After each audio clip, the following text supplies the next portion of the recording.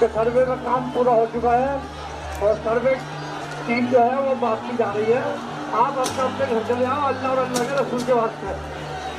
मैं बहुत गुजारिश करता हूँ आप लोगों से, अल्लाह के रास्ते घर चले आओ घर।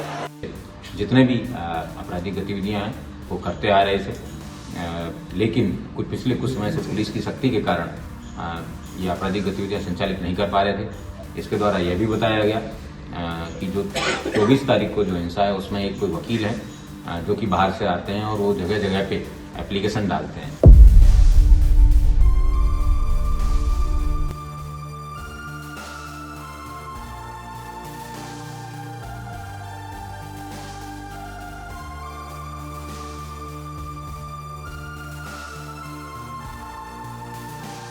संभल के जामा मस्जिद सर्वे के दौरान भड़की हिंसा को लेकर एक बड़ा खुलासा हुआ है।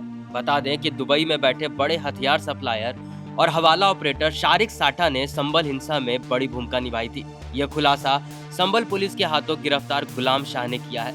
गुलाम शाह ने बताया है कि संभल से 23 नवंबर 2024 को एक फोन कॉल दुबई में बैठे शारिक साठा को किया गया था और संभल के हालात के बारे में बताया गया था।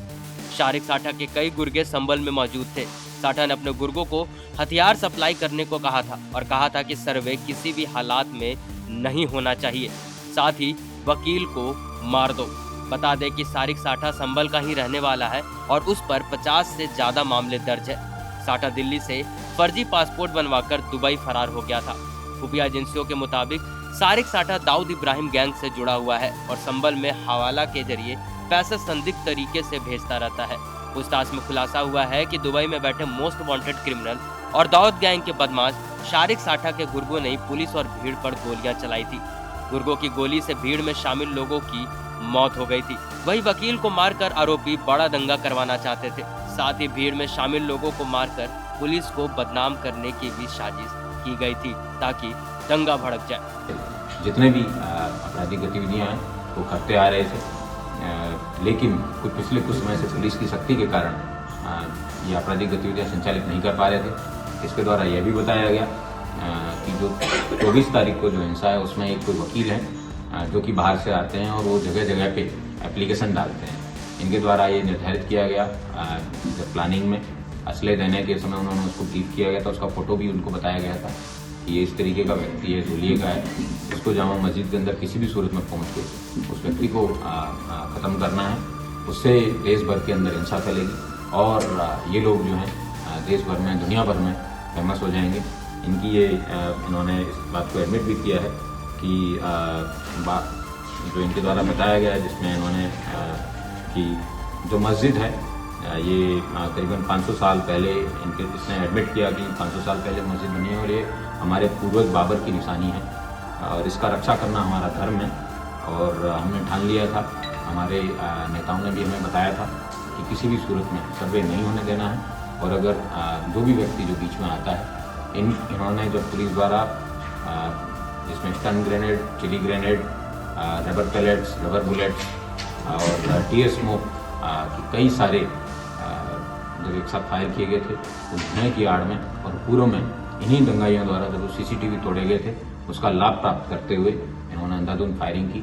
उसमें 4 लोगों की डेथ हुई थी और पुलिस के भी कई लोगों को इनकी गोलियां लगी थी।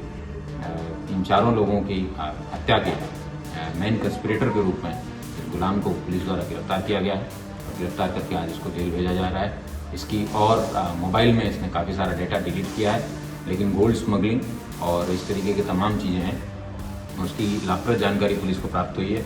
लेकिन इसका मोबाइल है वो लैब में भेजा जाएगा, वहाँ से जो भी लाभप्रद सूचना पुलिस को मिलेगी पुलिस उसको इन्वेस्टिगेशन में भी शामिल करेगी। बता दें कि पिछले साल 19 नवंबर को संभल की एक स्थानीय अदालत ने हिंदू पक्ष की याचिका पर गौर करने के बाद अधिवक्ता आयुक्त द्वारा मस्जिद का सर्वेक्षण कराने का आदेश पारित किया गया था। यह आदेश हिंदू पक्ष की उस याचिका पर दिया गया था जिसमें दावा किया गया था कि संभल की जामा मस्जिद का निर्माण मुगल सम्राट बाबर ने 1526 में एक मंदिर को ध्वस्त करके बनाया था।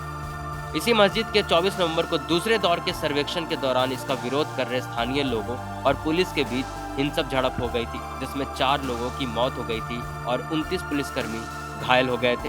साथ इस मामले में पुलिस ने फरहाना सहित 79 लोगों को गिरफ्तार किया था। इस वीडियो में फिलहाल इतना ही। ऐसी लगातार खबरों से अपडेट रहने के लिए बने रहें IBC 24 UPOK के साथ। नमस्कार।